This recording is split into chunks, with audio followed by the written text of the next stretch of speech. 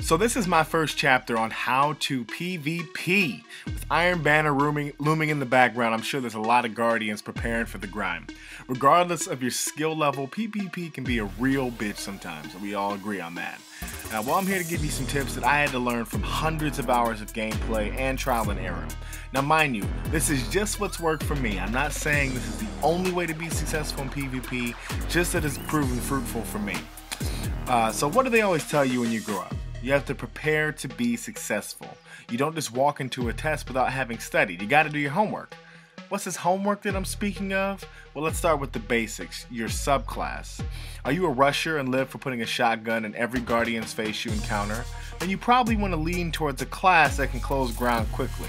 By now I think everybody knows about the blink shotgun combo, and that is deadly. A shoulder charge can not only close ground, but kill in the animation as well. If I'm talking your language, then a striker or a blade dancer is your guy. Are you an opportunist? Prefer to play in the mid or close range and strike when the time is opportune? Why not run a gunslinger or a Sunsinger build? Gunslinger supers can eliminate a whole team while putting itself out of harm's way, and its stability/reload perks makes you a monster in the mid. Never mind a well-placed trip mine that can lock out entire areas of the map. And have you ever used a Sunsinger with Firebolt, Touch of Flame, and Viking Funeral? If not, I'm going to need you to stop reading this immediately and use that build. At the end of the day, any class can be bent to any role. All I'm saying is, play to your class's strengths, and this leads me to my next point. Armor level is the end-all be-all in PvE content, no doubt. It is physically impossible to get through certain challenges in the game without hitting a certain number. Want to be a sword bearer at level 30? Yeah, have fun with that. The same cannot be said for PvP. Your armor should be a reflection of your subclass's strengths. For example, when I run Warlock, my main focus is intellect and discipline. Why? Because I want every fire-bolted, touch of flame, Viking funeral grenade I could get. The game's radar allows you to place your grenades quite accurately, and in many situations this could be better than the exotic you hold so highly. Why peek from behind a corner and put yourself in danger when you can lob a grenade in a room and just have it do the work for you? I also run Apotheosis Veil. Why? Because it has amazing synergy with Radiant Skin. If I get into a gunfight and I'm falling behind, I can dip behind cover and pop my super. The Apotheosis Veil will immediately regen my health, and Radiant Skin will lessen any damage I take dramatically. So even if I get caught in the animation with my pants down, I can duck and lob a few grenades that will put him down for good. This ties into the discipline stat as well, because now I can lob even more grenades, which gives them less time to make an escape.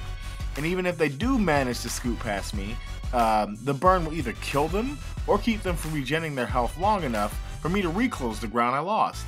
Lastly, if they decide to rush me, I have a one-hit melee waiting for them. I didn't accidentally run into this loadout. It was well thought out. I see so many people using their level 32 gear with terrible stats and poor PvP perk choices.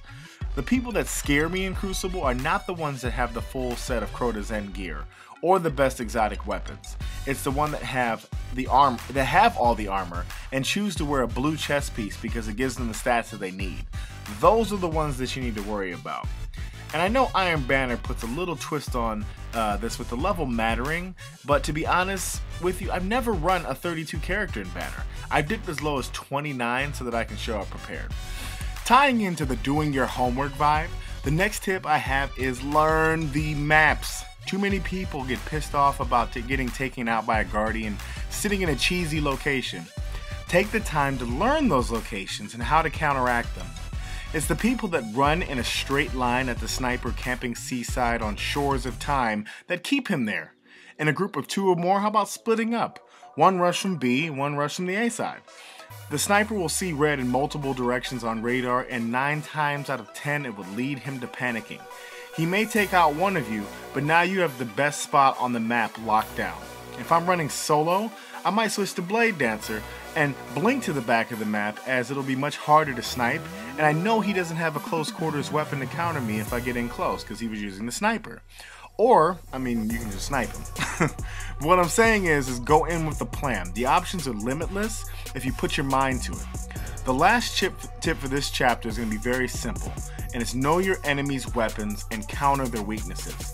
this Iron Banner, you can bet your ass off that everybody and their mama is going to be using the Red Death.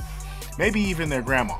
This is going to be a very scary gun in the right hands, but it's not without its faults. While the recoil is manageable, it does shoot straight up, so strafing and when encountering this gun will be the key to coming out on top of these gunfights. Thorn is a great option to counter this gun, as you can pop from behind corner and get the dreaded 2 deadly headshots. Even if he kills a buddy of yours, you can negate that regen with 1 timely dot bullet. I personally love using the last word, as the time to kill can stop any Red Death user dead in his tracks. Remember, the Red Death has high caliber rounds and unflinching, so you need to be landing all of your shots against a skilled user, otherwise that one missed shot will probably lead to your death.